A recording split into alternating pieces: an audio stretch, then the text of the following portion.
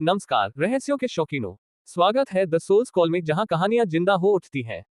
हम लाते हैं रहस्यमय किस्से, मस्तिष्क हिला देने वाले ऐतिहासिक रहस्य और शब्दों का जादू जो आपकी रूह को बांध ले। सब्सक्राइब करें, घंटी दबाएं और इस रोमांचक सफर में शामिल हो जाएं। Story info. ओम अपनी इंजीनियरिंग की पढ़ाई खत्म करके गुड़गांव जैसे शहर में नौकरी करने के लिए आया है। गुड़गांव में वह जिस मकान में रहता है वहां उसे कुछ अजीबोगरीब घटनाओं से दो चार होना पड़ा। शुरुआत में वह इसे किसी अराजक तत्व की अराजकता समझा, मगर छानबीन करने पर जो परिणाम निकलकर सामने आया उसने ओम के पसीने छुड़ा दिए। ओम कई वर्षों बाद गांव वापस लौटा था अपनी चचेरी बहन की शादी में। वहां उसे एक लड़की मिलती है जिससे उसे प्यार हो जाता है, मगर वह इस बात को अपने मन में ही दबाए रखता है। आखिर वह लड़की ओम के पास शहर में कैसे पहुंची? आखिर ऐसा क्या था उस लड़की का राज जिसे बताने के लिए शिया को ओम के पास वापस आना पड़ता है? जानने के लिए पढ़ते रहिए डेविल हंटर ओम और बने रहिए सिर्फ पॉकेट एफएम नॉवल पर। धन्यवाद। CH1 सावी का इलाज। ओम शहर से बहुत दिनों बाद अपने गांव लौटा था। शहर में नौकरी क्या मिली, गांव से नाता ही टूट सा गया।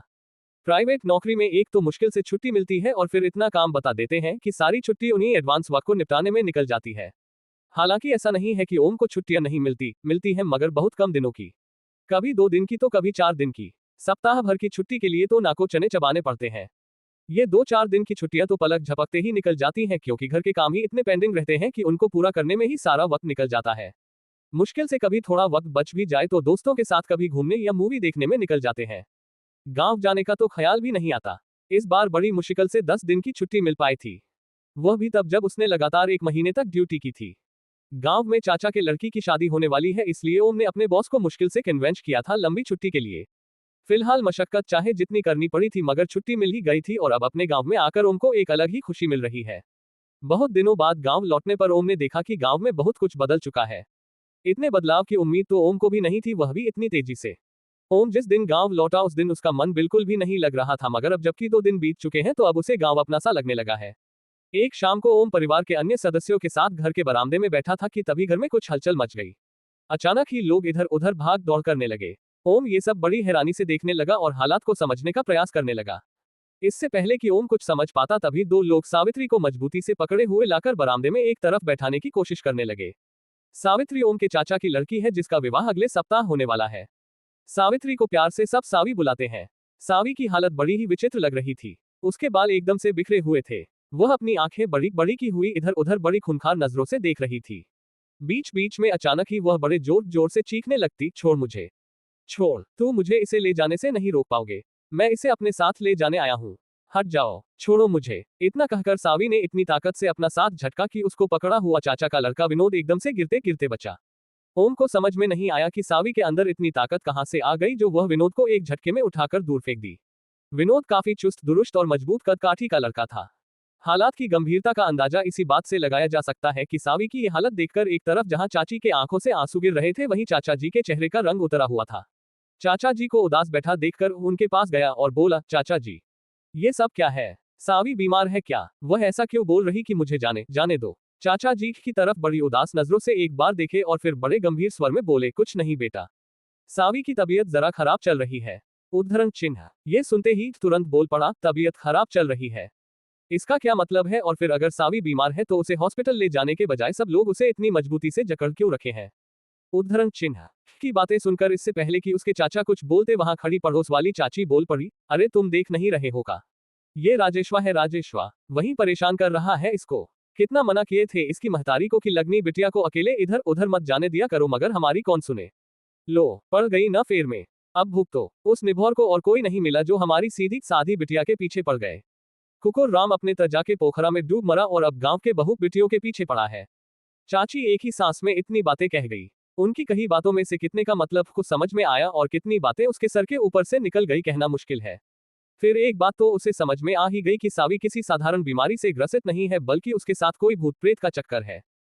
पहले भी इन सब चक्करों से गुजर चुका था। कि नजरें एकटक जाकर सावी के चेहरे पर टिक गई। वह सावी के चेहरे में ऐसा क्या देखना चाह रहा था ये ही जानता था।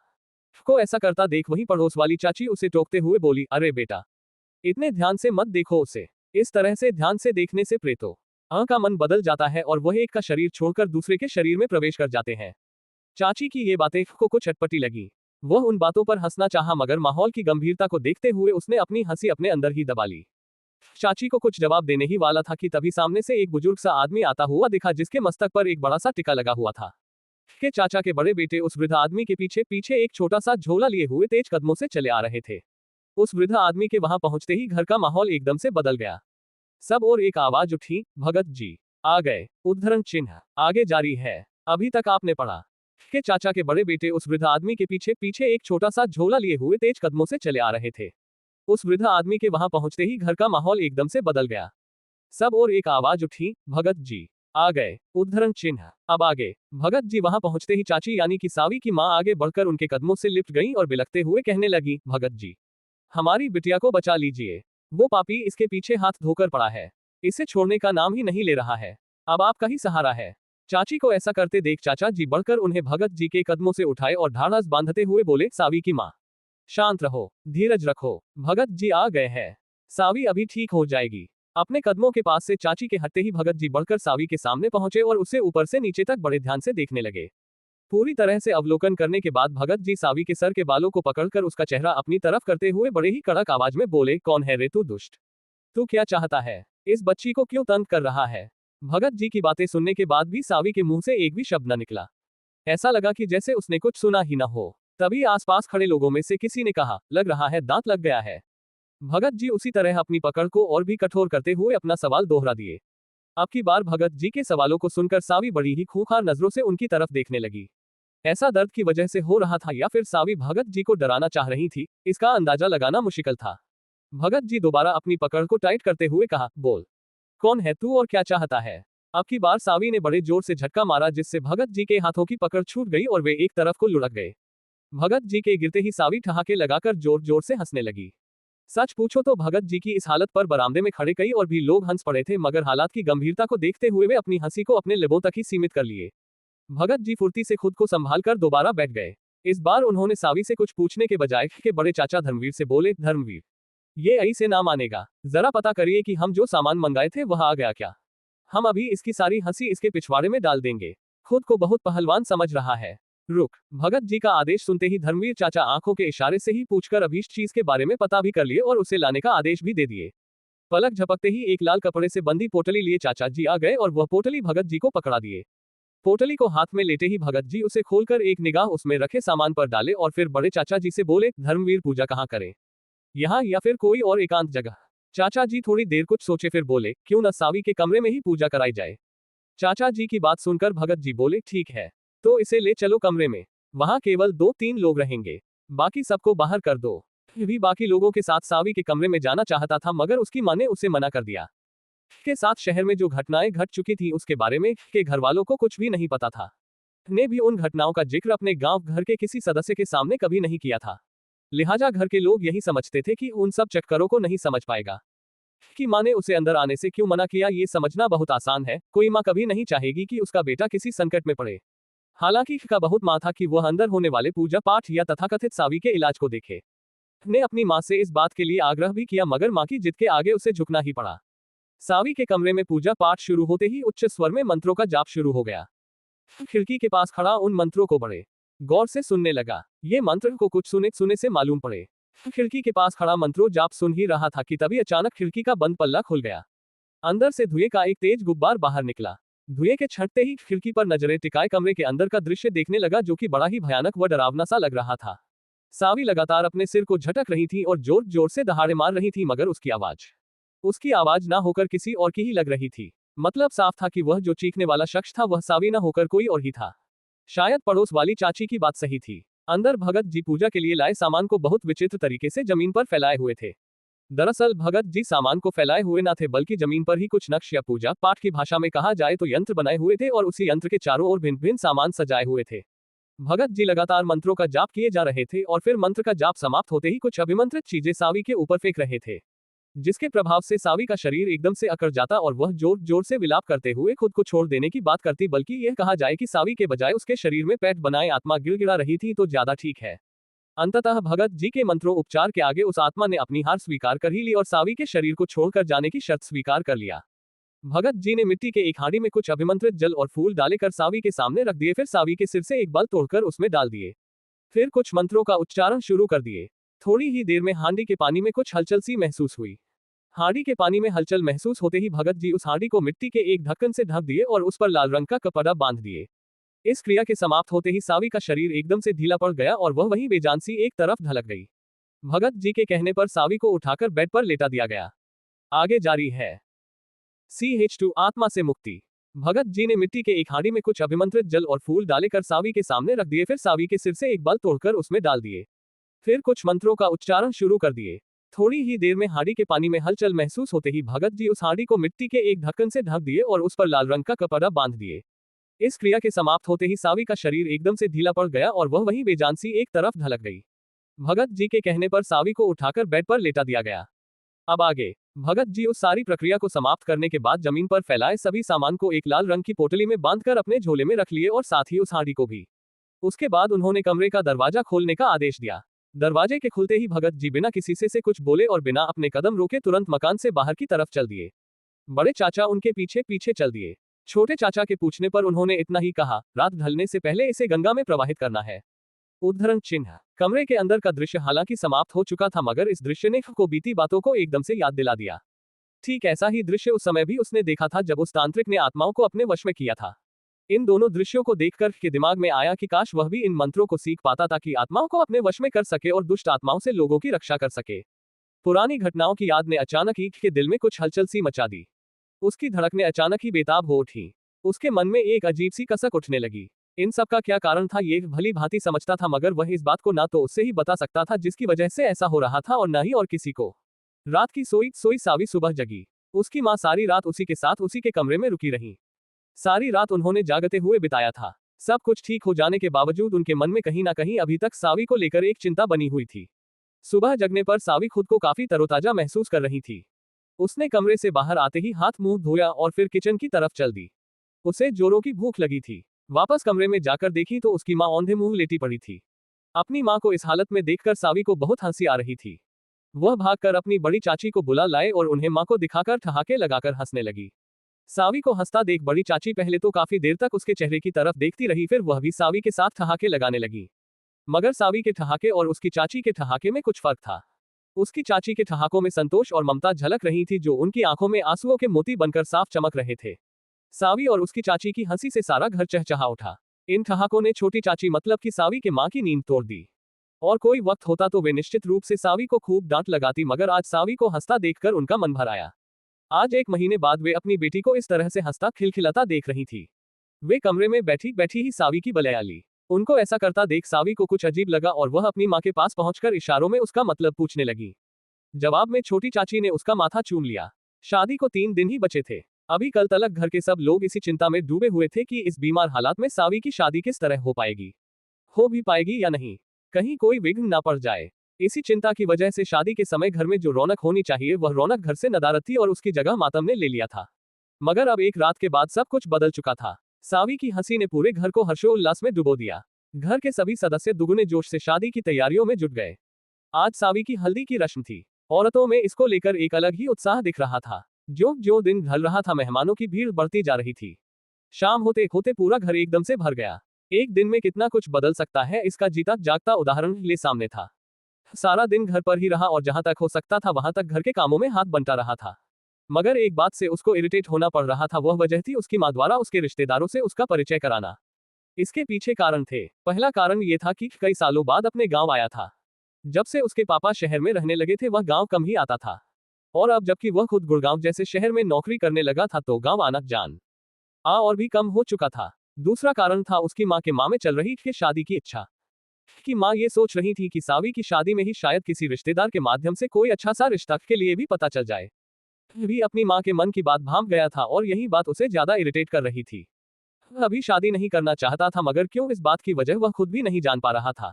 जबकि उसकी उम्र अच्छी खासी शादी योग्य हो चुकी थी। ओम पिछले साल अगस्त में 27 वर्ष पूरे किया था। आगे जारी है। CH3 शादी की रात। ओम अभी शादी नहीं करना चाहता था, मगर क्यों इस बात की वजह वह खुद भी नहीं जान पा रहा था। जबकि उसकी उम्र अच्छी खासी शादी योग्य हो चुकी थी। ओम पिछले साल अगस्त में 27 वर्ष पूरे किया था। अब आगे। मार्च के महीने में गर्मी काफी बढ़ चुकी थी। शादी की भीड़ को देखते हुए घर में महिलाओं के सोने की व्यवस्था की गई थी और पुरुषों के लिए घर के बाहर खुले में बिस्तर लगा हुआ था। घर के अंदर महिलाओं का गाना बजाना चल रहा था और घर के बाहर हलवाई शादी की मिठाइयां बनाने में लगा हुआ था। उसके साथ में घर के कुछ आदमी भी बैठे हुए थे। कुल मिलाकर घर के अंदर और बाहर दोनों जगह पर्याप्त हल्ला गुल्ला हो रहा था। ओम की एक आदत बहुत खराब है। सर्दी हो या गर्मी कभी खुले में बाहर नहीं सोता है। उसे ना जाने क्यों बाहर खुले में नींद ही नहीं आती है। आज भी ओम के साथ कुछ ऐसा ही हो रहा था। ओम बिस्तर पर लेटा हुआ काफी देर से करवटें बदल रहा था मगर नींद उसकी आंखों से मिलो दूर थी। उसकी यह हालत उसके बगल में लेटे उसके चाचा से छुपी ना रह पाए। उन्होंने ओम से कह, लग रहा है शोरगुल की वजह से तुम्हें नींद नहीं आ रही है। तुम अगर चाहो तो छत पर चले जाओ। यहाँ तो ये शोरगुल रात भर होता रहेगा। वहाँ कोई शोर नहीं सुनाई देगा। तुम वहाँ आराम से सो सकोगे। हालांकि चाचा जी का ये सुझाव बहुत हद तक उचित था और ओम को पसंद भी आया था मगर संकोच की वजह से ओम बोला, नहीं चाचा जी, ऐसी कोई बात नहीं है। ओम का ये संकोच उसके चाचा की नजरों से नहीं छुप सका। इसलिए उन्होंने अपने छोटे बेटे शुभम को बुलाकर कहा, शुभम, भैया के साथ जाओ और छत पर इनके सोने के लिए बिस्तर लगा दो। हो सके तो तुम भी वहीं सो रहो। पिता की आज्ञा पाते ही शुभम ओम को साथ लिए छत की तरफ चल दिया। उसने रास्ते में कहा, ओम भैया, बहुत बढ़िया हुआ, छत पर सोने का मजा ही कुछ और है। शुभम ने ऐसा क्यों कहा उस समय ओम को कुछ समझ नहीं आया। छत पर पहुंचकर शुभम ने एक खाट पर ओम के लिए बिस्तर लगा दिया और खुद दूसरी खाट लिए थोड़ी दूर पर जा लेटा। वह अपना मोबाइल निकालकर कानों में लीड लगाए किसी से बात करने में व्यस्त हो गया। शुभम को ऐसा करते देख ओम को शुभम द्वारा कुछ देर पहले कहे बात का मतलब समझ आ गया। वह धीरे से मुस्कुरा दिया। शुभम तो अपनी दुनिया में खो गया मगर ओम, वह तो अब भी नींद की तलाश में भटक रहा था। काफी देर तक कोशिश करने के बाद भी जब ओम को नींद नहीं आई तो वह शुभम के बारे में सोचने लगा और धीरे धीरे शुभम से हटकर उसका ध्यान शिया की तरफ चला गया। फिर तो शिया के साथ गुजरा हर एक लम्हा उसकी आंखों के सामने सजीव होने लगा। वह सोचने लगा कि काश शिया यहाँ भी होती तो उसके साथ वह ढेरों बातें करता। शिया के ख्यालों में खोया खोया उसे कब नींद आ गई पता ही ना चला। ओम को सोए हुए अभी कुछ ही देर हुआ था कि अचानक ही वह हड़बड़ा कर उठ बैठा। उसे ऐसा लगा कि उसके चेहरे पर कुछ रेंग रहा है, शायद किसी की जुल्फ जैसी कोई चीज। ओम उठकर बैठते ही अपने आसपास बड़ी बेताबी से कुछ ढूंढने लगा। वह एक दफा उठकर अपना बिस्तर भी झाड़ दिया मगर उसे कुछ न दिखा। उसी समय उसे किसी के हंसने की आवाज सुनाई दी। यह आवाज किसी लड़की की थी। ओम ने शुभम की तरफ देखा, वह नींद में डूब चुका था। ओम को यह घटना बड़ी अजीब लगी। वह इधर उधर बड़ी बेसब्री से देखने लगा। उसी समय अपने मकान से लगे दूसरे मकान की छत पर कोई साया सा टहलता दिखाई दिया। उस साय को देखकर उसने सहज ही अंदाजा लगाया कि वह हंसी उस शख्स की हंसी की आवाज थी। इतनी रात इस तरह किसी अनजान शख्स या किसी लड़की का छत पर टहलना बड़ा अजीब लग रहा था। ओम काफी देर तक उसी लड़की को देखता रहा और वह लड़की उसी तरह छत पर इधर उधर टहलती रही। अंततः जब वह लड़की छत से ना उतरी तो ओम खुद ही अपने बिस्तर पर आकर लेट गया। थोड़ी देर बाद उसे नींद आ गई। अभी उसको सोए हुए कुछ ही देर हुए थे कि एक बार फिर उसे ऐसा लगा कि उसके बदन पर कुछ रेंग रहा है। ओम एक बार फिर उठकर बैठ गया। वह एक बार फिर अपने बिस्तर को अच्छे से चेक किया कि कहीं कोई कीड़ा आदि तो नहीं मगर फिर उसे ऐसी कोई चीज ना मिली। उसने उत्सुकतावश दूसरी छत की तरफ देखा। उसे वहां वहीं परछाई अब तक इधर उधर टहलते दिखाई दी। इस घटना के बाद तो ओम की रही सही नींद भी जाती रही। वह बेचारा आधी रात को खुली छत के नीचे बिस्तर पर लेटा हुआ आसमान की तरफ देखने लगा। शायद इसी दृश्य को ध्यान में रखकर किसी ने मुहावरा लिखा था, रातों को तारे गिनना। लिखने वाले ने भले ही लिख दिया था मगर उस मुहावरे को ओम आज पूरी तरह समझा था, बल्कि यूं कहूं कि जी रहा था। आसमान में चांद सफेद रोशनी में नहाया पुरजोर चमक रहा था। चांद का आकार इस तरफ साफ संकेत कर रहा था कि या तो पूर्णिमा की रात गुजरे 2-3 हुए हैं या फिर आने वाले 2-3 दिन में पूनम की रात होने वाली है। बिस्तर पर लेटे लेटे अचानक ही ओम के दिमाग में एक ख्याल आया और तुरंत उठकर बैठ गया और फिर थोड़ी देर बाद खड़ा होकर उस छत की तरफ देखने लगा जिस पर उसे कोई साया सा टहलता नजर आ रहा था। उसका अंदाजा सही निकला। वह साया जो पहले कुछ दूर होने की वजह से यह पता नहीं चल पा रहा था कि वह कोई लड़की है या लड़का। बस उसकी चाल ढाल से ओम ने उसके लड़की होने का अंदाजा लगाया था। नजदीक आने पर एकदम से स्पष्ट हो गया कि वह कोई लड़की ही है। वह मोबाइल फोन पर किसी से बात कर रही थी। इस तरह से आधी रात को उस लड़की को मोबाइल पर किसी से बात करता हुआ देख ओम को कुछ अजीब लगा मगर बाद में उसने सोचा कि हो सकता है कि यह भी प्रेम रोग से पीड़ित हो।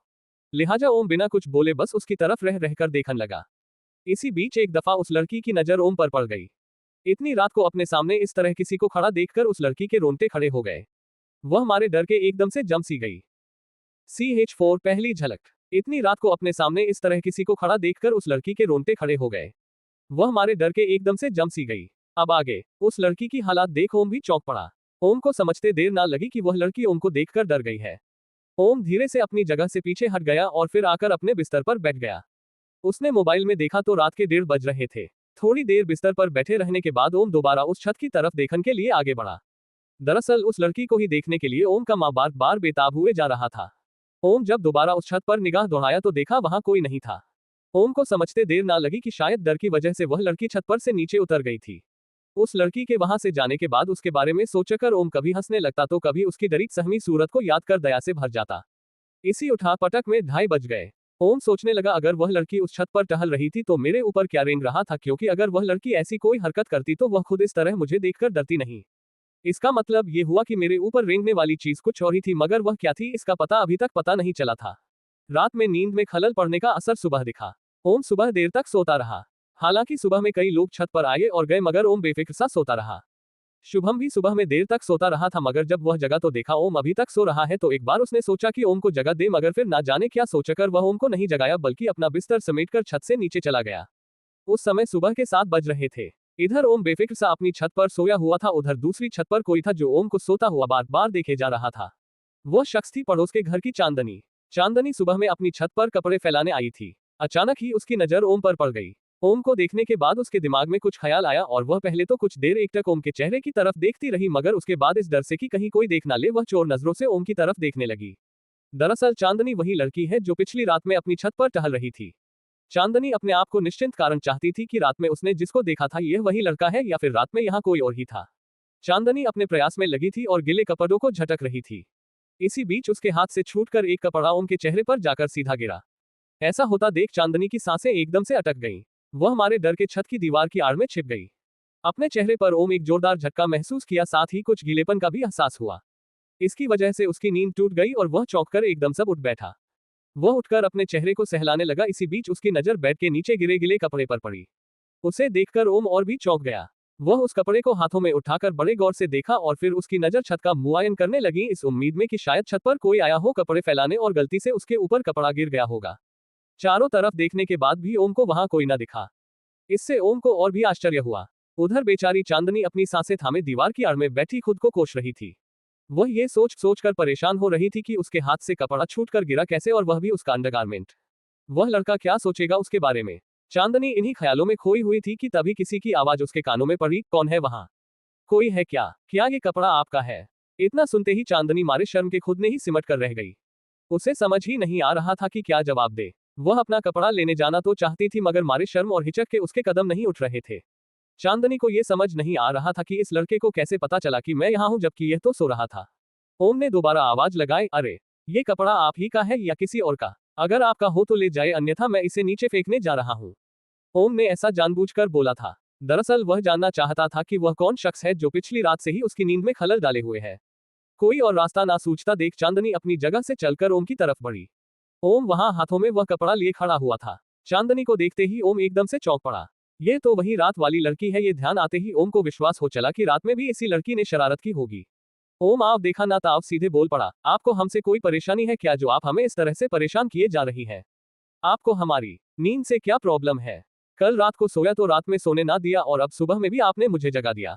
ओम की शिकायतें सुनने के बावजूद चांदनी कुछ ना बोली और एक झटके में अपने कपड़े ओम के हाथों से ली और एकदम से 9-2-11 हो गई। चांदनी के जाने के बाद ओम आकर बेड पर बैठ गया और मोबाइल ऑन किया। मोबाइल के स्क्रीन पर नजर पड़ते ही वह एकदम से चौंक पड़ा। मोबाइल में घड़ी 8 बजने का इशारा कर रही थी। ओम अपने घर पर भी कभी इतनी देर तक नहीं सोता है, फिर ये तो गांव ठहरा। गांवों में तो लोग बड़े सुबह ही जग जाते हैं। ओम को इस तरह देर तक सोता जानकर लोग क्या सोचेंगे, ये सोचकर ओम परेशान हो उठा। अचानक ही उस पड़ोस वाली लड़की को उसने माही माँ शुक्रिया कहा, क्योंकि उसी की वजह से ओम अभी जाग सका था, वरना ना जाने कितनी देर तक और सोता रहता। ओम के दिमाग में ख्याल आया, बेचारी नाहक ही उसे इतना भला बुरा सुना दिया। उसने तो मुझे जागकर मुझ पर उपकार किया था, उससे माफी मांगनी चाहिए। उद्धरण चिन्ह। अचानक ही ओम के आंखों के सामने चांदनी की तस्वीर उभर आई। गोरा अखरा बदन, छोटी छोटी आंखें, सुर्ख होंठ, चांद सा गोल मुखड़ा और चढ़ती जवानी। चांदनी के रूप का ध्यान आते ही ओम के मुंह से अनायास ही निकल पड़ा, उफ क्या लड़की थी, बिल्कुल गुड़िया। उद्धरण चिन्ह। आगे जारी है। इतनी रात को अपने सामने इस तरह किसी को खड़ा देखकर उस लड़की के रोंगटे खड़े हो गए। वह हमारे डर के एकदम से जम सी गई। अब आगे उस लड़की की हालात देख ओम भी चौंक पड़ा। ओम को समझते देर ना लगी कि वह लड़की ओम को देखकर डर गई है। ओम धीरे से अपनी जगह से पीछे हट गया और फिर आकर अपने बिस्तर पर बैठ गया। उसने मोबाइल में देखा तो रात के 1:30 बज रहे थे। थोड़ी देर बिस्तर पर बैठे रहने के बाद ओम दोबारा उस छत की तरफ देखने के लिए आगे बढ़ा। दरअसल उस लड़की को ही देखने के लिए ओम का मां बार बार बेताब हुए जा रहा था। ओम जब दोबारा उस छत पर निगाह दौड़ाया तो देखा वहां कोई नहीं था। ओम को समझते देर ना लगी कि शायद डर की वजह से वह लड़की छत पर से नीचे उतर गई थी। उस लड़की के वहां से जाने के बाद उसके बारे में सोचकर ओम कभी हंसने लगता तो कभी उसकी डरी सहमी सूरत को याद कर दया से भर जाता। इसी उठा पटक में 2:30 बज गए। ओम सोचने लगा, अगर वह लड़की उस छत पर टहल रही थी तो मेरे ऊपर क्या रेंग रहा था, क्योंकि अगर वह लड़की ऐसी कोई हरकत करती तो वह खुद इस तरह मुझे देखकर डरती नहीं। इसका मतलब ये हुआ कि मेरे ऊपर रेंगने वाली चीज कुछ और ही थी, मगर वह क्या थी इसका पता अभी तक पता नहीं चला था। रात में नींद में खलल पड़ने का असर सुबह दिखा। ओम सुबह देर तक सोता रहा। हालांकि सुबह में कई लोग छत पर आए और गए, मगर ओम बेफिक्र सा सोता रहा। शुभम भी सुबह में देर तक सोता रहा था, मगर जब वह जगा तो देखा ओम अभी तक सो रहा है। तो एक बार उसने सोचा कि ओम को जगा दे, मगर फिर ना जाने क्या सोचकर वह ओम को नहीं जगाया, बल्कि अपना बिस्तर समेटकर छत से नीचे चला गया। उस समय सुबह के 7 बज रहे थे। इधर ओम बेफिक्र सा अपनी छत पर सोया हुआ था, उधर दूसरी छत पर कोई था जो ओम को सोता हुआ बार बार देखे जा रहा था। वह शख्स थी पड़ोस के घर की चांदनी। चांदनी सुबह में अपनी छत पर कपड़े फैलाने आई थी। अचानक ही उसकी नजर ओम पर पड़ गई। ओम को देखने के बाद उसके दिमाग में कुछ ख्याल आया और वह पहले तो कुछ देर एकटक ओम के चेहरे की तरफ देखती रही, मगर उसके बाद इस डर से कि कहीं कोई देख ना ले, वह चोर नजरों से ओम की तरफ देखने लगी। दरअसल चांदनी वही लड़की है जो पिछली रात में अपनी छत पर टहल रही थी। चांदनी अपने आप को निश्चिंत कारण चाहती थी कि रात में उसने जिसको देखा था यह वही लड़का है या फिर रात में यहाँ कोई और ही था। चांदनी अपने प्रयास में लगी थी और गिले कपड़ों को झटक रही थी। इसी बीच उसके हाथ से छूटकर एक कपड़ा ओम के चेहरे पर जाकर सीधा गिरा। ऐसा होता देख चांदनी की सांसें एकदम से अटक गईं। वह मारे डर के छत की दीवार की आड़ में छिप गई। अपने चेहरे पर ओम एक जोरदार झटका महसूस किया, साथ ही कुछ गीलेपन का भी एहसास हुआ। इसकी वजह से उसकी नींद टूट गई और वह चौंककर एकदम सब उठ बैठा। वह उठकर अपने चेहरे को सहलाने लगा। इसी बीच उसकी नजर बेड के नीचे गिरे गिले कपड़े पर पड़ी। उसे देखकर ओम और भी चौंक गया। वह उस कपड़े को हाथों में उठाकर बड़े गौर से देखा और फिर उसकी नजर छत का मुआयन करने लगी, इस उम्मीद में कि शायद छत पर कोई आया हो कपड़े फैलाने और गलती से उसके ऊपर कपड़ा गिर गया होगा। चारों तरफ देखने के बाद भी ओम को वहां कोई न दिखा। इससे ओम को और भी आश्चर्य हुआ। उधर बेचारी चांदनी अपनी सांसें थामे दीवार की आड़ में बैठी खुद को कोस रही थी। वह ये सोच कर परेशान हो रही थी कि उसके हाथ से कपड़ा छूटकर गिरा कैसे, और वह भी उसका अंडरगार मैंट। वह लड़का क्या सोचेगा उसके बारे में। चांदनी इन्हीं ख्यालों में खोई हुई थी कि तभी किसी की आवाज उसके कानों में पड़ी, कौन है वहां? कोई है क्या? क्या ये कपड़ा आपका है? इतना सुनते ही चांदनी मारे शर्म के खुद ने ही सिमट कर रह गई। उसे समझ ही नहीं आ रहा था कि क्या जवाब दे। वह अपना कपड़ा लेने जाना तो चाहती थी, मगर मारे शर्म और हिचक के उसके कदम नहीं उठ रहे थे। चांदनी को यह समझ नहीं आ रहा था कि इस लड़के को कैसे पता चला कि मैं यहाँ हूँ, जबकि यह तो सो रहा था। ओम ने दोबारा आवाज लगाई, अरे ये कपड़ा आप ही का है या किसी और का? अगर आपका हो तो ले जाए, अन्यथा मैं इसे नीचे फेंकने जा रहा हूँ। ओम ने ऐसा जानबूझकर बोला था। दरअसल वह जानना चाहता था कि वह कौन शख्स है जो पिछली रात से ही उसकी नींद में खलल डाले हुए है। कोई और रास्ता ना सूझता देख चांदनी अपनी जगह से चलकर ओम की तरफ बढ़ी। ओम वहां हाथों में वह कपड़ा लिए खड़ा हुआ था। चांदनी को देखते ही ओम एकदम से चौंक पड़ा।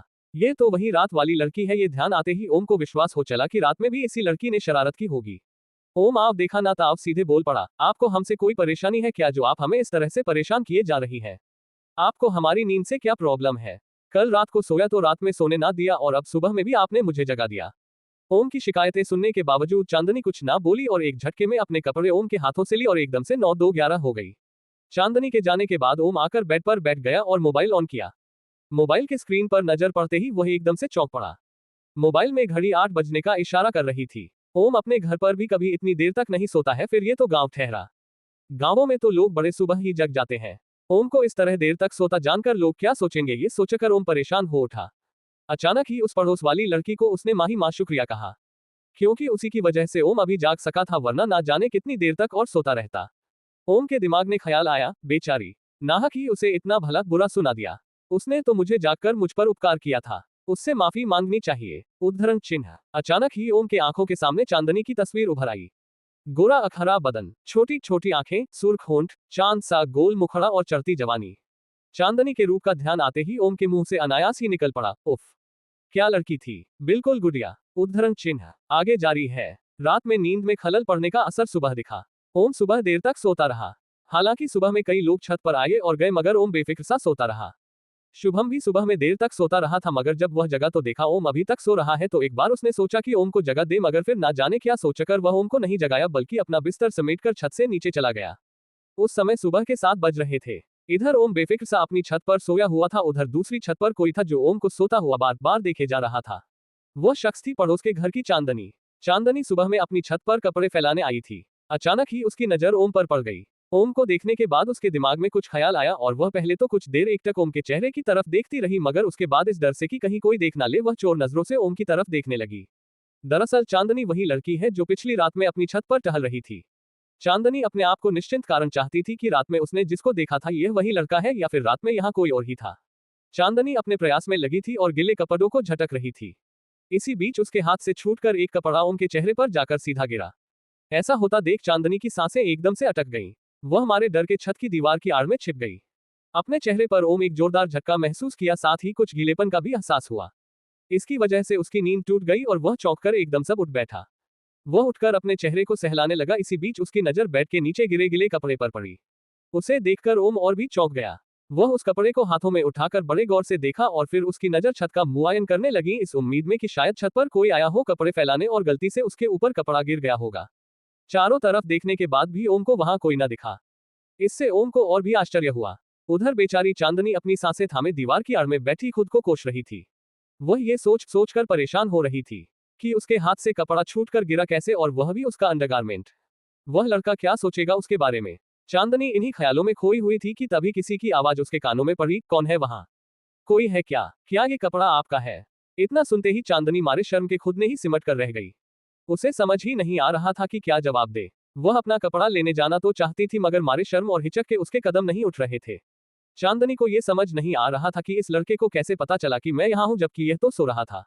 ओम ने दोबारा आवाज लगाई, अरे ये कपड़ा आप ही का है या किसी और का? अगर आपका हो तो ले जाए, अन्यथा मैं इसे नीचे फेंकने जा रहा हूँ। ओम ने ऐसा जानबूझकर बोला था। दरअसल वह जानना चाहता था कि वह कौन शख्स है जो पिछली रात से ही उसकी नींद में खलल डाले हुए है। कोई और रास्ता ना सूझता देख चांदनी अपनी जगह से चलकर ओम की तरफ बढ़ी। ओम वहां हाथों में वह कपड़ा लिए खड़ा हुआ था। चांदनी को देखते ही ओम एकदम से चौंक पड़ा। ये तो वही रात वाली लड़की है। ये ध्यान आते ही ओम को विश्वास हो चला कि रात में भी इसी लड़की ने शरारत की होगी। ओम आप देखा ना ताव सीधे बोल पड़ा, आपको हमसे कोई परेशानी है क्या जो आप हमें इस तरह से परेशान किए जा रही है? आपको हमारी नींद से क्या प्रॉब्लम है? कल रात को सोया तो रात में सोने ना दिया और अब सुबह में भी आपने मुझे जगा दिया। ओम की शिकायतें सुनने के बावजूद चांदनी कुछ ना बोली और एक झटके में अपने कपड़े ओम के हाथों से ली और एकदम से 9-2-11 हो गई। चांदनी के जाने के बाद ओम आकर बेड पर बैठ गया और मोबाइल ऑन किया। मोबाइल के स्क्रीन पर नजर पड़ते ही वह एकदम से चौंक पड़ा। मोबाइल में घड़ी 8 बजने का इशारा कर रही थी। ओम अपने घर पर भी कभी इतनी देर तक नहीं सोता है, फिर ये तो गांव ठहरा। गांवों में तो लोग बड़े सुबह ही जग जाते हैं। ओम को इस तरह देर तक सोता जानकर लोग क्या सोचेंगे, ये सोचकर ओम परेशान हो उठा। अचानक ही उस पड़ोस वाली लड़की को उसने माही माँ शुक्रिया कहा, क्योंकि उसी की वजह से ओम अभी जाग सका था, वरना ना जाने कितनी देर तक और सोता रहता। ओम के दिमाग में ख्याल आया, बेचारी नाहक ही उसे इतना भला बुरा सुना दिया। उसने तो मुझे जागकर मुझ पर उपकार किया था, उससे माफी मांगनी चाहिए। उद्धरण चिन्ह। अचानक ही ओम के आंखों के सामने चांदनी की तस्वीर उभर आई। गोरा अखरा बदन, छोटी छोटी आंखें, सुर्ख होंठ, चांद सा गोल मुखड़ा और चढ़ती जवानी। चांदनी के रूप का ध्यान आते ही ओम के मुंह से अनायास ही निकल पड़ा, उफ क्या लड़की थी, बिल्कुल गुड़िया। उद्धरण चिन्ह। CH5 चांदनी। अचानक ही ओम के आंखों के सामने चांदनी की तस्वीर उभर आई। गोरा अखरा बदन, छोटी छोटी आंखें, सुर्ख होंठ, चांद सा गोल मुखड़ा और चढ़ती जवानी। चांदनी के रूप का ध्यान आते ही ओम के मुंह से अनायास ही निकल पड़ा, उफ क्या लड़की थी, बिल्कुल गुड़िया। उद्धरण चिन्ह। अब आगे। शादी का घर सुबह से ही चहल पहल काफी बढ़ चुकी थी। बारात आने में बस एक ही दिन बचा था। लाइटिंग वाले लाइटिंग की व्यवस्था में व्यस्त थे और पंडाल वाले पंडाल सजाने में। घर की महिलाएं दुल्हन को सजाने में व्यस्त थीं। कुल मिलाजुला कर कहा जाए तो आलम यह था कि हर कोई इस पावन अवसर में अपना सहयोग देने को आतुर था। ये बात और थी कि कुछ लोग अपने मेहनत का मेहनताना भी लेने वाले थे। इन सब से इत्र एक बात और थी। एक तरफ जान पुरुषों को यह भी ध्यान नहीं था कि उनके तन पर कैसा कपड़ा पड़ा है, मतलब कि फटा है या गंदा है। वहीं दूसरी तरफ महिलाओं में इस बात की होड़ लगी थी कि कौन कितना सुंदर दिख रहा है। सभी महिलाएं खुद को दूसरे से ज्यादा सुंदर दिखाने में व्यस्त थी, फिर वह लड़की हो, नई नवेली बहू हो या फिर प्रौढ़ औरत। कोई किसी से कम ना था। संगीत का प्रोग्राम शाम को था मगर सुर दोपहर से ही थिरकने लगे थे। ओम इन सब गतिविधियों का बड़ी बारीकी से निरीक्षण कर रहा था। इन सब कामों के बीच ओम की निगाहें एक चेहरे को बराबर तलाश रही थी, मगर सुबह से दोपहर होने को आ गया था मगर वह चेहरा उसे अभी तक दिखाई नहीं पड़ा था। पूजा पाठ आदि होने के बाद भोजन आदि होते होते दोपहर के 2:30 बज गए। भोजन करने के बाद ज्यादातर आदमी जिसको जहां जगह मिला वहीं जाकर सो गया। खासकर वे लोग जो पिछली रात में देर रात तक जागते रहे थे। जगने को तो ओम भी देर रात तक जगा था मगर कारण और से भिन्न था। मगर फिर भी जगा तो था ही। लिहाजा भोजन करने के बाद ओम को भी नींद ने अपनी चपेट में लेना शुरू कर दिया। और कहीं जगह न मिलता देख ओम एक चारपाई उठाया और घर के नजदीक लगे बड़े नीम के नीचे जाकर अपना बिस्तर लगा लिया। नीम का पेड़ अकेला नहीं था बल्कि वहां 3-4 और भी आम और नीम के पेड़ थे। संक्षेप में कहूं तो एक छोटा बाग था जहां बहुत ही सुकून भरा माहौल था। ओम अपनी चारपाई पर बस अभी लेटा ही था कि उसे सामने से वही लड़की आती हुई दिखी। अपनी नजर ओम पर पड़ते ही वह लड़की धीरे से मुस्कुरा दी। ऐसा उसने क्यों किया यह ओम को हरगिज पता ना चला। ओम तो उस लड़की को देखते ही सुबह की घटना में डूब गया। उस लड़की के और नजदीक आने पर ओम अपनी चारपाई पर से उठा और उस लड़की के सामने खड़े होते हुए उसे सॉरी बोलते हुए कहा, सॉरी। सुबह मुझे आपसे ऐसे नहीं बोलना चाहिए था। वह लड़की एक नजर ओम की तरफ देखी और फिर आगे बढ़ गई। उस लड़की को ऐसा करता देख ओम के दिमाग में ना जाने क्या ख्याल आया और वह एकदम से उसे टोकते हुए बोला, आपने कुछ जवाब नहीं दिया। क्या मैं इतना बुरा हूँ? वैसे आपका नाम क्या है? ओम इतना कुछ एक ही सांस में बोल गया। ओम की बातें सुनकर वह लड़की एक पल को रुकी और पलटकर दोबारा ओम की तरफ देखते हुए मुस्कुराते हुए बोली, ओके, कोई बात नहीं, मेरा नाम जानकर आप क्या करेंगे? ओम थोड़ा सकुचाते हुए बोला, बस ऐसे ही। उस लड़की ने मुस्कुराते हुए जवाब दिया, चांद की चांदनी। इतना कहकर वह आगे बढ़ गई और ओम उसे अपनी जगह पर खड़ा एकटक देखता रह गया। उसके मुंह से वही वाक्य दोबारा निकल गया, चांद की चांदनी। मतलब मोहतरमा का नाम चांदनी है। मगर इस चांदनी का चांद कौन है, पता करना पड़ेगा। चांदनी तो चली गई और साथ ही ओम की आंखों की नींद भी अपने साथ ही उड़ा ले गई। ओम देर तक ऐसे ही चारपाई पर लेटा हुआ करवटें बदलता रहा। उसकी आंखों में नींद की जगह चांदनी की तस्वीर घूमने लगी थी। शाम को संगीत का प्रोग्राम शुरू हुआ। हर कोई नाचने गाने में व्यस्त था। ओम दूर बैठा हुआ इस उत्सव का मजा ले रहा था। सावी की चचेरी बहनों एवं उनकी सहेलियों ने इस प्रोग्राम में चार चांद लगा दिया था। डीजे पर बज रहे गानों पर उनके बदन की थिरकन देखने लायक थी। सब पसीने में तरबतर हुए जा रही थी मगर डीजे फ्लो छोड़ने को कोई तैयार न थी। इसी बीच किसी की नजर दूर बैठे ओम पर पड़ी। ओम की चचेरी बहनें आकर ओम को घेर ली और उसे भी डांस करने के लिए हाथ पकड़कर खींचने लगी। ओम लगातार मना किए जा रहा था। ओम के ऐसा करने पर उनमें से एक बोली, क्या भैया, शादी रोज रोज थोड़े होती है। एक तो आप जल्दी घर आते नहीं और अब जब आए हैं तो एक किनारे बैठे हैं। चलिए ना। तभी उनमें से दूसरी ने बोलना शुरू किया, देखिए, अगर आप दीदी की शादी में डांस नहीं करेंगे तो हम सब भी आपकी शादी में डांस नहीं करेंगे, बल्कि मैं तो आपकी शादी में आऊंगी ही नहीं। अकेले कर लीजिएगा शादी। अंततः छोटी बहनों के जिद के आगे ओम को झुकना पड़ा और वह भी डांस फ्लो पर आ गया। उसके बाद तो एक बार शुरू होने के बाद उसके कदम कहाँ रुकने वाले थे। घंटों डांस होता रहा। इस दौरान ओम की नजरें बराबर चांदनी को ढूंढती रहीं। ओम के मन में ख्याल आ रहा था कि काश चांदनी भी यहाँ होती तो उसके साथ डांस करने में मजा आता। घंटों डांस करने के बाद ओम के पैरों में थकन महसूस होने लगी और वह डांस फ्लो से हटकर एक चेयर पर जा बैठा। उसका बदन पसीने आए तर-बतर हुए जा रहा था। वह अपने शर्ट का बटन खोलकर हाथ में लिए गमछे से पंखा झलने लगा। उसी समय उसकी निगाह दूर छत पर गई। वहां कोई खड़ा उसी की ओर देख रहा था। ध्यान से देखने पर पता चला कि वह चांदनी ही है। नजर मिलाते ही उसने इशारे से ओम के डांस की तारीफ की। जवाब में ओम ने इशारे में ही उसको थैंक कहा और उसे डांस करने के लिए आमंत्रित भी किया मगर चांदनी ने मना कर दिया। आगे जारी है। शादी का घर सुबह से ही चहल पहल काफी बढ़ चुकी थी। बारात आने में बस एक ही दिन बचा था। लाइटिंग वाले लाइटिंग की व्यवस्था में व्यस्त थे और पंडाल वाले पंडाल सजाने में। घर की महिलाएं दुल्हन को सजाने में व्यस्त थीं। कुल मिलाजुला कर कहा जाए तो आलम यह था कि हर कोई इस पावन अवसर में अपना सहयोग देने को आतुर था। ये बात और थी कि कुछ लोग अपने मेहनत का मेहनताना भी लेने वाले थे। इन सब से इत्र एक बात और थी। एक तरफ जान पुरुषों को ये भी ध्यान नहीं था कि उनके तन पर कैसा कपड़ा पड़ा है, मतलब कि फटा है या गंदा है। वहीं दूसरी तरफ महिलाओं में इस बात की होड़ लगी थी कि कौन कितना सुंदर दिख रहा है। सभी महिलाएं खुद को दूसरे से ज्यादा सुंदर दिखाने में व्यस्त थी, फिर वह लड़की हो, नई नवेली बहू हो या फिर प्रौढ़ औरत। कोई किसी से कम ना था। संगीत का प्रोग्राम शाम को था मगर सुर दोपहर से ही थिरकने लगे थे। ओम इन सब गतिविधियों का बड़ी बारीकी से निरीक्षण कर रहा था। इन सब कामों के बीच ओम की निगाहें एक चेहरे को बराबर तलाश रही थी मगर सुबह से दोपहर होने को आ गया था मगर वह चेहरा उसे अभी तक दिखाई नहीं पड़ा था। पूजा पाठ आदि होने के बाद भोजन आदि होते होते दोपहर के 2:30 बज गए। भोजन करने के बाद ज्यादातर आदमी जिसको जहां जगह मिला वहीं जाकर सो गया। खासकर वे लोग जो पिछली रात में देर रात तक जागते रहे थे। जगने को तो ओम भी देर रात तक जगा था मगर कारण और से भिन्न था। मगर फिर भी जगा तो था ही। लिहाजा भोजन करने के बाद ओम को भी नींद ने अपनी चपेट में लेना शुरू कर दिया। और कहीं जगह न मिलता देख ओम एक चारपाई उठाया और घर के नजदीक लगे बड़े नीम के नीचे जाकर अपना बिस्तर लगा लिया। नीम का पेड़ अकेला नहीं था बल्कि वहां 3-4 और भी आम और नीम के पेड़ थे। संक्षेप में कहूं तो एक छोटा बाग था जहां बहुत ही सुकून भरा माहौल था। ओम अपनी चारपाई पर बस अभी लेटा ही था कि उसे सामने से वही लड़की आती हुई दिखी। अपनी नजर ओम पर पड़ते ही वह लड़की धीरे से मुस्कुरा दी। ऐसा उसने क्यों किया यह ओम को हरगिज पता ना चला। ओम तो उस लड़की को देखते ही सुबह की घटना में डूब गया। उस लड़की के और नजदीक आने पर ओम अपनी चारपाई पर से उठा और उस लड़की के सामने खड़े होते हुए उसे सॉरी बोलते हुए कहा, सॉरी। सुबह मुझे आपसे ऐसे नहीं बोलना चाहिए था। वह लड़की एक नजर ओम की तरफ देखी और फिर आगे बढ़ गई। उस लड़की को ऐसा करता देख ओम के दिमाग में ना जाने क्या ख्याल आया और वह एकदम से उसे टोकते हुए बोला, आपने कुछ जवाब नहीं दिया। क्या मैं इतना बुरा हूँ? वैसे आपका नाम क्या है? ओम इतना कुछ एक ही सांस में बोल गया। ओम की बातें सुनकर वह लड़की एक पल को रुकी और पलटकर दोबारा ओम की तरफ देखते हुए मुस्कुराते हुए बोली, ओके, कोई बात नहीं, मेरा नाम जानकर आप क्या करेंगे? ओम थोड़ा सकुचाते हुए बोला, बस ऐसे ही। उस लड़की ने मुस्कुराते हुए जवाब दिया, चांद की चांदनी। इतना कहकर वह आगे बढ़ गई और ओम उसे अपनी जगह पर खड़ा एकटक देखता रह गया। उसके मुंह से वही वाक्य दोबारा निकल गया, चांद की चांदनी। मतलब मोहतरमा का नाम चांदनी है। मगर इस चांदनी का चांद कौन है, पता करना पड़ेगा। चांदनी तो चली गई और साथ ही ओम के आंखों की नींद भी अपने साथ ही उड़ा ले गई। ओम देर तक ऐसे ही चारपाई पर लेटा हुआ करवटें बदलता रहा। उसकी आंखों में नींद की जगह चांदनी की तस्वीर घूमने लगी थी। शाम को संगीत का प्रोग्राम शुरू हुआ।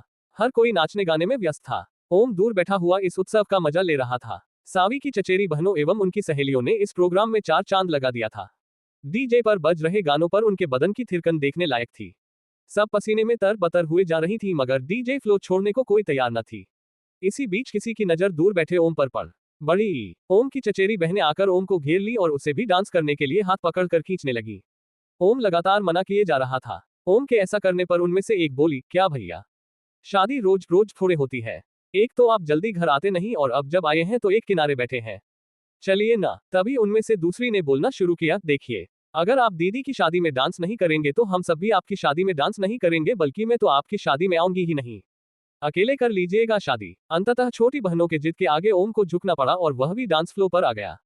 उसके बाद तो एक बार शुरू होने के बाद उसके कदम कहाँ रुकने वाले थे। घंटों डांस होता रहा। इस दौरान ओम की नजरें बराबर चांदनी को ढूंढती रहीं। ओम के मन में ख्याल आ रहा था कि काश चांदनी भी यहाँ होती तो उसके साथ डांस करने में मजा आता। घंटों डांस करने के बाद ओम के पैरों में थकन महसूस होने लगी और वह डांस फ्लो से हटकर एक चेयर पर जा बैठा। उसका बदन पसीने आए तर-बतर हुए जा रहा था। वह अपने शर्ट का बटन खोलकर हाथ में लिए गमछे से पंखा झलने लगा। उसी समय उसकी निगाह दूर छत पर गई। वहां कोई खड़ा उसी की ओर देख रहा था।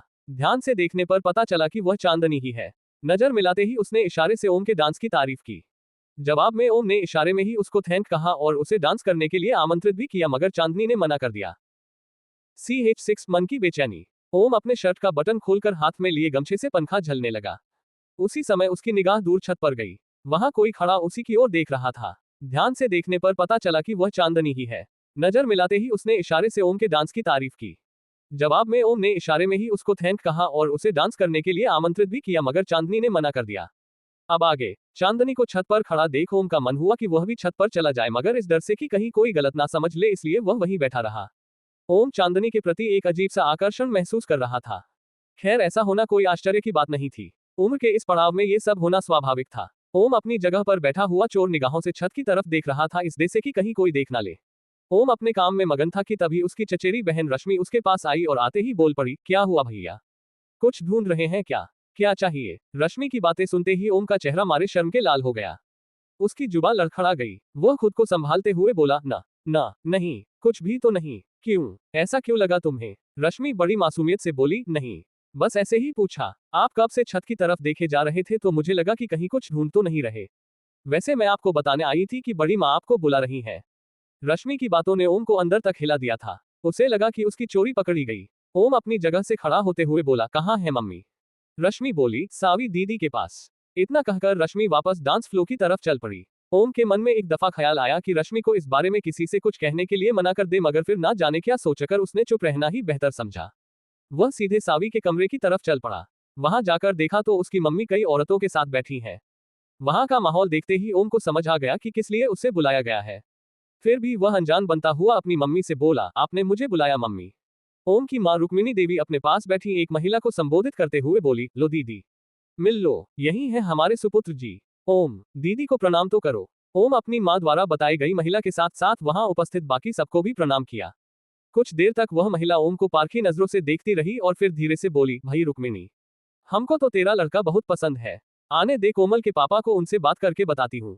जब तक वह महिला ओम की मां को अपने मन की बात बताती, ओम वहां से हटकर सावी के पास चला गया था। वह सावी से धीरे से इशारे में पूछा, ये सब क्या चक्कर है?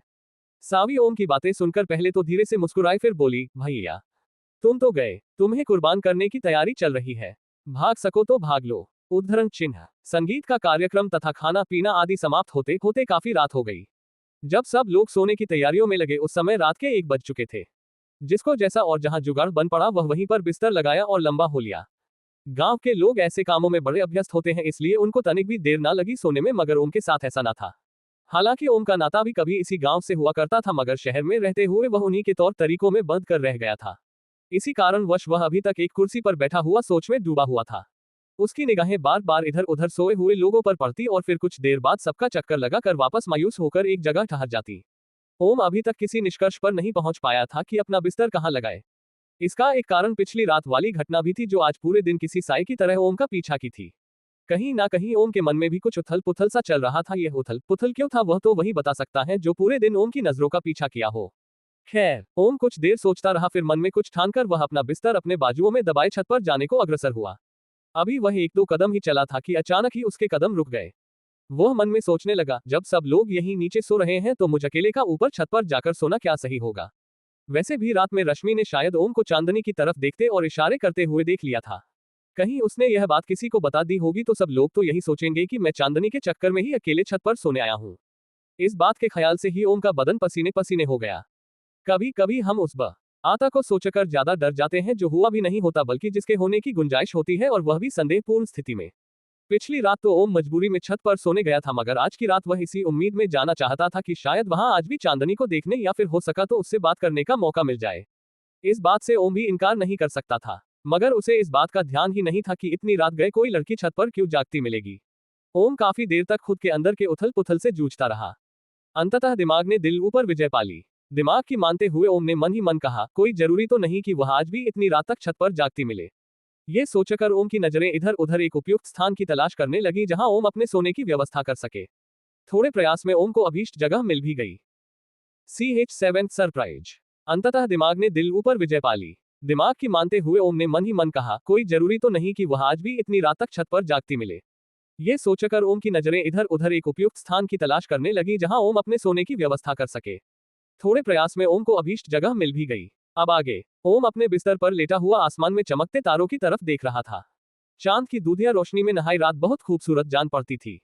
दिन भर घटी घटनाएं एक चलचित्र बनकर ओम की नजरों के सामने से गुजरने लगी, जिससे कभी ओम की आंखें कभी चमक उठती तो कभी उदास हो जाती।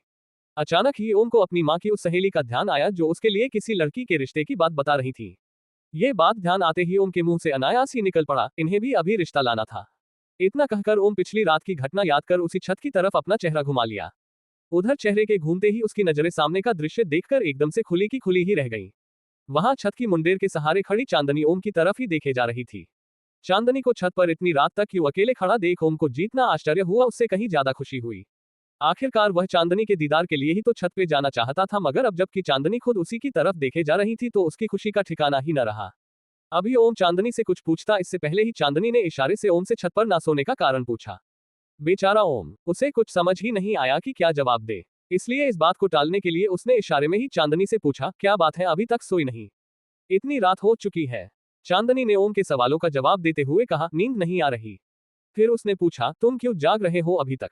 क्या तुम्हें भी नींद नहीं आ रही? ओम कुछ सकपकाते हुए जवाब दिया, हाँ, मुझे भी नींद नहीं आ रही। ओम इशारों में बातें तो कर रहा था, मगर उसे इस बात का डर लगातार सता रहा था कि कहीं कोई देख ना ले। चांदनी ने इशारे में ओम को छत पर आने के लिए कहा, मगर ओम ने मना कर दिया। थोड़ी देर की चुप्पी के बाद ओम ने चांदनी से पूछा, तुम संगीत में दिखी नहीं? ओम का ये सवाल सुनते ही चांदनी का चेहरा उदास हो गया और वह ओम को बाय बोलकर अपनी जगह से दूर हट गई। ओम को समझ नहीं आया कि उसने ऐसी क्या बात पूछ दी।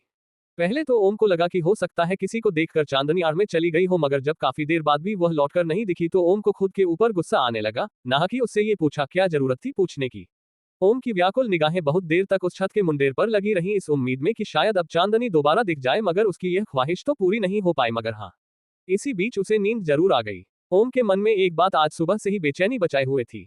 उसे समझ नहीं आ रहा था कि आखिरकार किससे पूछे।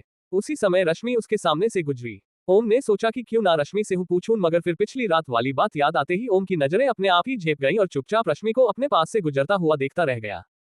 थोड़ी देर बाद एक बार फिर ओम के दिमाग में वही बात उठने लगी। अंततः ओम ने इस उलझन को पहले सुझाने का निर्णय लिया और अपनी जगह से उठकर सीधे अपनी मां के पास गया।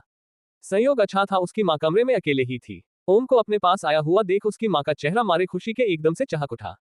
वह बड़ी प्यार से बोली, बड़ी लंबी उम्र है तुम्हारी और भगवान करे और भी लंबी हो। अभी मैं तुम्हें ही याद कर रही थी, तुम्हें एक बात बतानी थी। ओम की मां इतना कुछ एक ही सांस में कह डाली। ओम उनकी तरफ अपलक देखता रह गया, मानो पूछ रहा हो, कौन सी बात? ओम की मां मुस्कुराते हुए बोली, कोमल अपने पापा के साथ सावी की शादी में आज शाम आ रही है। अच्छा है, तुम दोनों एक दूसरे को यही देख समझ लोगे। भगवान की मर्जी से अगर सब कुछ ठीक ठीक हो गया तो अगले 10 दिन में तुम दोनों की सगाई भी कर दूंगी। अपनी माँ के मुंह से कोमल का जिक्र सुनकर ओम को कोई खुशी ना हुई, बल्कि वह मन ही मन और भी परेशान हो गया, मगर उसने अपने मन की परेशानी अपने चेहरे पर जाहिर नहीं होने दिया। ओम बस इतना ही बोला, आपको नहीं लगता कि यह सब कुछ ज्यादा ही जल्दी हो रहा है? ओम की बातें सुनकर उसकी माँ उसे प्यार से दुलारते हुए बोली, कहाँ जल्दी हो रहा है? अपनी उम्र देखी है, 27 का हो गया है तू। मेरा बस चले तो मैं तो सावी के साथ ही तेरे भी फेरे इसी मंडप में करवा दूं। ओम एकदम से चौंकते हुए बोला, अरे बाप रे, जरा धीरे चलो मम्मी, धीरे धीरे। ओम की बातों पर ध्यान ना देते हुए ओम की माँ उससे बोली, अच्छा ये सब छोड़, तू ये बता क्या कहने आया था? अपनी माँ की यह बातें सुनकर अचानक ही ओम को असली मुद्दे का ध्यान आया, जिसके हल के लिए वह यहाँ आया था। मगर जितना आसान हल उस मुद्दे का सोच रहा था, उतना आसान हल था नहीं उसका, और हल तब मिलता ना जब पहले मुद्दा सामने आए। यहाँ तो अभी तक मुद्दा ही नहीं छिड़ा था, हल तो दूर की बात थी। उद्धरण चिन्ह। माँ का इशारा मिलते ही ओम कुछ बोलना चाहा, मगर न जाने क्यों उसकी जुबां उसका साथ नहीं दे पाए और वह असल मुद्दे को दरकिनार करते हैं अपनी माँ से बोला, पापा कब तक आ रहे हैं? इतना सुनते ही ओम की माँ तपाक से बोल पड़ी, तुझसे नहीं मिले क्या अभी तक? वह तो भोर में ही आ गए थे। ओम सकुचाते हुए बोला, नहीं। इतना कहकर ओम कमरे से बाहर की ओर चल दिया। ओम को कमरे से बाहर जाता हुआ देख उसकी माँ बोली, शाम को बढ़िया से तैयार हो जाना। उद्धरण चिन्ह। CH8 अनजान लड़की। ओम सकुचाते हुए बोला, नहीं। इतना कहकर ओम कमरे से बाहर की ओर चल दिया। ओम को कमरे से बाहर जाता हुआ देख उसकी माँ बोली, शाम को बढ़िया से तैयार हो जाना। उद्धरण चिन्ह। अब आगे ओम अपनी माँ की बात कितना सुन पाया कितना नहीं ये तो वही जानता है, मगर उसने इस आखिरी बात का कोई जवाब नहीं दिया। ओम हड़बड़ी में कमरे से बाहर निकला था। इस हड़बड़ी में गड़बड़ी ये हो गई कि वह सामने से आती हुई लड़की से एकदम से टकरा गया। इस टक्कर में लड़की के हाथ का सामान जमीन पर गिर पड़ा और इधर उधर बिखर गया। उसमें से कुछ कांच के सामान भी थे जो जमीन के पक्के फर्श पर गिरकर टूट चुके थे। अपने सामान की ये दुर्दशा देखकर वह लड़की एकदम से आग बबूला हो उठी और ओम पर एकदम से बिफर पड़ी। आंख के अंधे हो या लड़की को देखकर स्टाइल मारने निकले थे।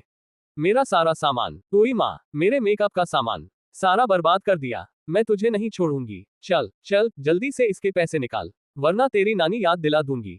इतना कहकर उस लड़की ने ओम के शर्ट का कॉलर पकड़कर जोर से अपनी तरफ खींचा। बेचारा ओम क्या करने निकाल था और क्या हो गया। जब से उस लकड़ी से टक्कर हुई थी तब से वह खुद को दोषी मान चुपचाप वहीं पड़ा था और एक एक सामान इकट्ठा करने में लगा हुआ था। इस दौरान उस लड़की ने उसे कितना अपशब्द कहा और कितनी गालियां दी, उसे इस बात का होश भी नहीं रहा। उसकी निगाहें एक दफा जो नीचे झुकी तो फिर मारे आत्मग्लानि के ऊपर उठी ही नहीं। वह लड़की उसे लगातार डांटे जा रही थी और ओम चुपचाप वह सब सुने जा रहा था।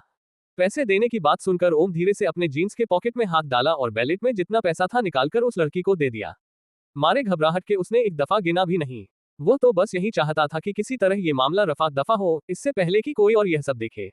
ओम को अपनी तरफ पैसे बढ़ाता देख वह लड़की एक बार फिर बिगड़ पड़ी। पैसे का रौब दिखाता है, लगता है किसी बड़े बाप का बेटा है और बाप के पास बहुत पैसे हैं। खुद के मेहनत के पैसे होते तब पता चलता। वह लड़की ओम पर बिगड़ ही रही थी कि तभी सामने से रश्मि और उसकी एक सहेली आते दिखी। उन दोनों को अपनी तरफ आता देख ओम और भी ज्यादा नर्वस होने लगा।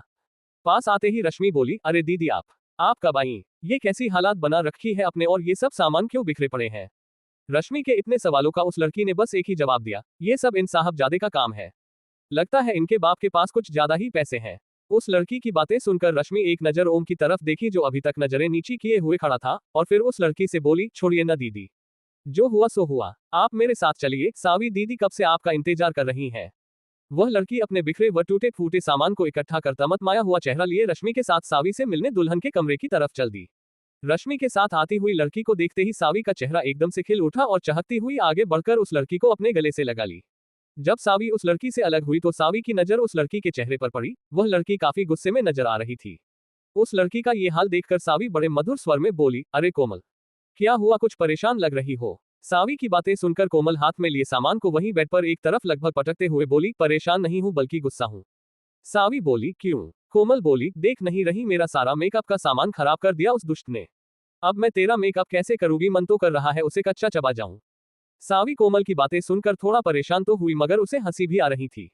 वह हौले से मुस्कुराते हुए बोली, अरे ऐसा कौन था जो तुझे इतना भा गया कि तू उसे कच्चा चबाने की सोचने लगी? सावी के इस मजाक से कोमल और भी भड़क गई। वह गुस्से में बोली, यहाँ मेरा दिल जल रहा है और तुझे हंसी आ रही है।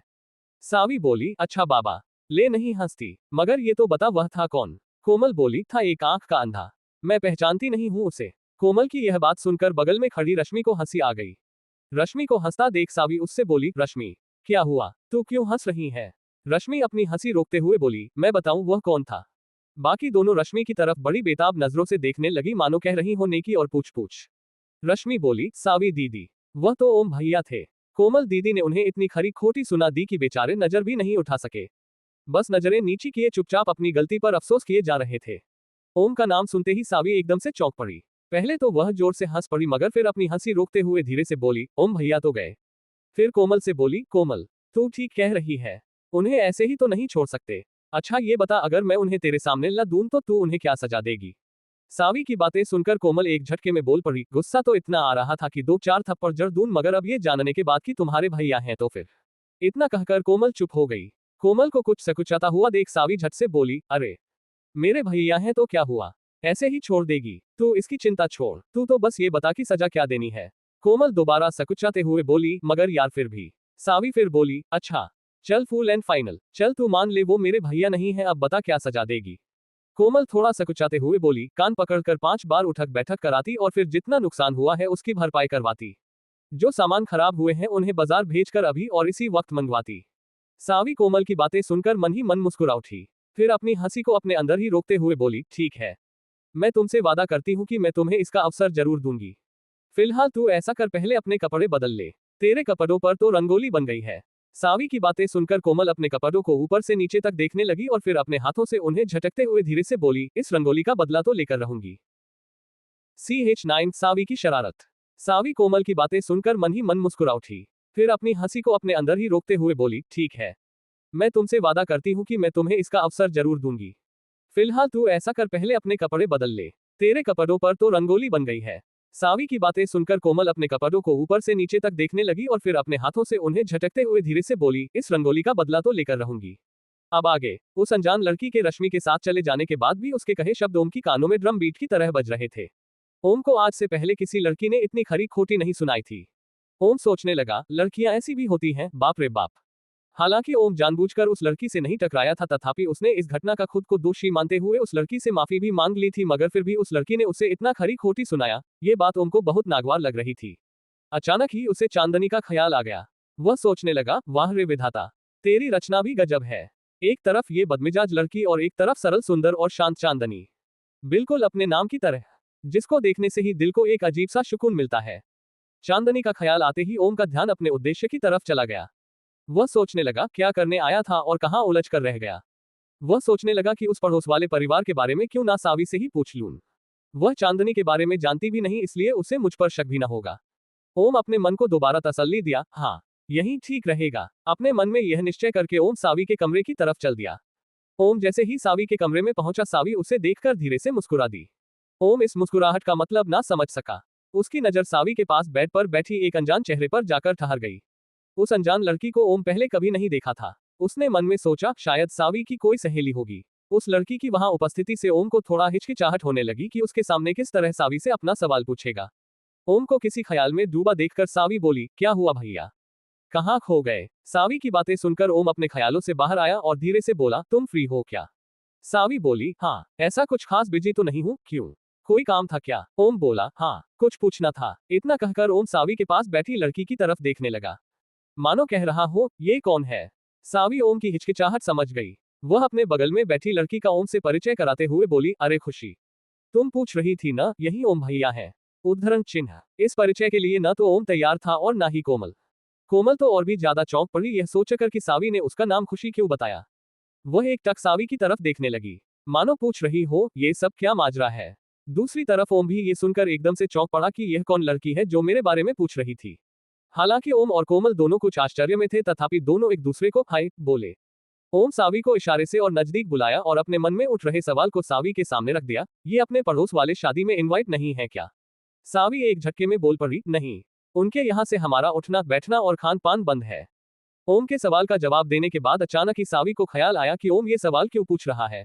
वह ओम से तुरंत बोली, क्यों बात हुई है क्या? ओम अपने आप को सहज करता हुआ धीरे से बोला, नहीं, ऐसी कोई खास बात नहीं है, बस ऐसे ही पूछा। उनके घर वालों को दूर दूर रहते हुए देखकर मन में सवाल आ गया था। अच्छा, मैं चलता हूँ। उद्धरण चिन्ह। इतना कहकर ओम बाहर जाने को मुड़ा ही था कि सावी एकदम से बोल पड़ी, ओम भैया, आपसे एक काम था। ओम झट से बोला, हाँ हाँ, कहो क्या काम है? सावी खुशी मतलब कि कोमल की तरफ एकटक देखते हुए बोली, खुशी को कुछ सामान लेने बाजार जाना था, क्या आप उसे बाजार से शॉपिंग करा देंगे प्लीज? सावी के मुंह से इतना सुनते ही ओम एकदम से चौंक पड़ा। ओम से ज्यादा चौंकने वाला भी एक शख्स था वहां। वह थी कोमल। कोमल एकदम से आश्चर्यचकित हो सावी की तरफ एकटक देखने लगी। कोमल को खुद की तरफ देखता हुआ देख सावी ने धीरे से आंख मार दी उसे। ओम कुछ सोचने लगा। ओम को चुपचाप खड़ा देख सावी आगे बोली, क्या सोचने लगे?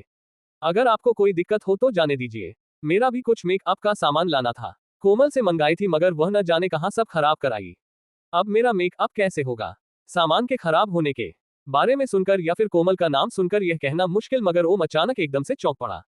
वह एक झटके में बोला, ठीक है, मैं सामान ला दूंगा, मगर तुम्हारी फ्रेंड, मेरा मतलब है खुशी जी, चलने को तैयार है क्या? सावी कोमल की तरफ एक नजर देखी और बोली, हाँ खुशी जी बिल्कुल तैयार हैं। क्यों खुशी जी? सावी शरारत कर रही है। ये बात तो कोमल को पता थी, मगर वह बार बार उसे खुशी क्यों कह रही थी, यह उसे थोड़ा अजीब लग रहा था। आखिरकार कोमल का नाम बदलने के पीछे सावी का क्या मकसद छिपा था, ये कोमल को समझ नहीं आ रहा था। CH10 ओम का ख्याल रखना। सामान के खराब होने के बारे में सुनकर या फिर कोमल का नाम सुनकर यह कहना मुश्किल, मगर ओम अचानक एकदम से चौंक पड़ा। वह एक झटके में बोला, ठीक है, मैं सामान ला दूंगा, मगर तुम्हारी फ्रेंड, मेरा मतलब है खुशी जी, चलने को तैयार है क्या? सावी कोमल की तरफ एक नजर देखी और फिर हौले से मुस्कुराते हुए बोली, हाँ खुशी जी बिल्कुल तैयार हैं। क्यों खुशी जी? सावी शरारत कर रही है। ये बात तो कोमल को पता थी, मगर वह बार बार उसे खुशी क्यों कह रही थी, यह उसे थोड़ा अजीब लग रहा था। आखिरकार कोमल का नाम बदलने के पीछे सावी का क्या मकसद छिपा था, ये कोमल को समझ नहीं आ रहा था। अब आगे शॉपिंग करके लौटने पर कोमल के चेहरे का भाव बहुत ही ज्यादा बदला हुआ सा नजर आ रहा था। सुबह के समय जो चेहरा गुस्से और नफरत की धूप में कुम्हलाया हुआ सा नजर आ रहा था, वही चेहरा शाम होते होते बिल्कुल गुलाब के ताजे फूल सा ताजगी भरा दिखने लगा था। इस अमचूल काया पलट के पीछे क्या रहस्य था, इस पर से अभी पर्दा उठना बाकी था। इसके पीछे जो भी रहस्य था, उस पर से आने वाले समय में कभी ना कभी तो पर्दा उठ ही जाना था। कोमल के खिलखिलाए चेहरे को देखकर सावी उसे छेड़ते हुए चुटकी ली, अरे कोमल, नाम बदलने के साथ ही तुम्हारी तो काया ही बदल गई। भाई, हमने जो वादा किया था वह तो हमने निभा दिया, मगर मुझे लगता है सजा देने वाला ही अपना ईमान बदल लिया। कहीं ऐसा तो नहीं सजा देने वाला खुद ही? इससे पहले कि सावी अपनी बात पूरी करती, ओम उसके कमरे के दरवाजे पर आकर खड़ा हो गया। वह सावी से बोला, ये पर्स अपनी फ्रेंड को दे देना, कॉस्मेटिक की दुकान पर छूट गया था। ओम सावी को पर्स देकर वहां से लौट गया। ओम के वहां से लौटते ही सावी शरारत भरी नजरों से खुशी की तरफ देखने लगी। खुशी उसकी नजरों के वार को सहन नहीं कर पा रही थी और खुद में सिमटी जा रही थी। सावी शायद खुशी यानी कि कोमल की यथास्थिति समझ गई। जो बात ओम के आने की वजह से अधूरी रह गई थी, उसे पूरा करती हुई सावी बोली, एक सजा तो हमने दिलवा दी, दूसरी सजा देने के लिए तैयार हो जाओ। सावी की बातें सुनते ही कोमल एकदम से चौंक पड़ी। वह सावी की तरफ देखती हुई बोली, जाने भी दे यार, वो तेरे भाई है। सावी कोमल को छेड़ते हुए बोली, मैं अपने वादे की पक्की हूँ, सजा तो मैं दिलवा कर ही रहूंगी। वैसे एक बात बता, वो मेरे भाई हैं, इसलिए दया तो मुझे उन पर आनी चाहिए। तुझे क्यों दया आ रही है उन पर? सुबह तो बड़ी उग्र हो रही थी, इन 2-3 घंटों में ऐसा क्या हो गया जो नफरत प्यार में बदल गया? प्यार का नाम आते ही कोमल थोड़ा शर्मा गई, फिर खुद को संभालते हुए बोली, कभी कभी हम एक मुलाकात में आदमी को समझने में बड़ी भूल कर देते हैं। मेरे साथ भी कुछ ऐसा ही हुआ था। अब जबकि 2-3 घंटे साथ गुजरे तो अच्छी तरह जानने का मौका मिल गया और फिर समझ आया कि मैं कितनी बड़ी बेवकूफ हूँ। नाहक ही एक सीधे साधे आदमी को इतना भला बुरा सुना दिया। इतना कहने के बाद लगभग डांटने के अंदाज में कोमल बोली, और हाँ, अगर कोई किसी की तारीफ कर दे तो इसका मतलब ये नहीं कि वह उससे प्यार ही करने लगे। आखिरकार इंसानियत भी कोई चीज होती है। कोमल की बातें सुनकर सावी बोली, हूँ, अच्छा फिर तू ही बता दे, प्यार होने के लिए कितना समय चाहिए? एक जन्म तो काफी होगा। तू कह तो तेरी शादी की बात करूं ओम भैया से, बेचारे अभी तक कंवारे ही हैं।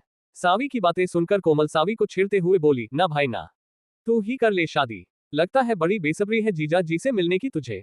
सावी इतराते हुए बोली, हो भी क्यों ना। कोमल सोची थी कि उसकी बातें सुनकर सावी शायद शर्माकर इस टॉपिक को यहीं छोड़ दे, मगर उस पर अपनी बातों का कोई असर ना होता देख कोमल सावी से बोली, सावी, ये चांदनी कौन है? चांदनी का नाम सुनते ही सावी एकदम से चौंक पड़ी। उसके चेहरे का रंग एकदम से बदल गया। वह बड़े गंभीर स्वर में बोली, क्यों? कोमल बोली, तुम्हारे ओम भैया बड़ी तारीफ कर रहे थे, बड़ी सुंदर, सुशील और शांत स्वभाव की लड़की है। सावी फिर आश्चर्य में बोली, क्या? ओम भैया चांदनी के बारे में पूछ रहे थे? इतना कहकर सावी अपना हाथ अपने अपने माथे पर टेकती हुए बोली, हे भगवान। सावी के इस अफसोस भारी बातों का मतलब कोमल को कुछ समझ नहीं आया। वह सावी से दोबारा बोली, क्या हुआ?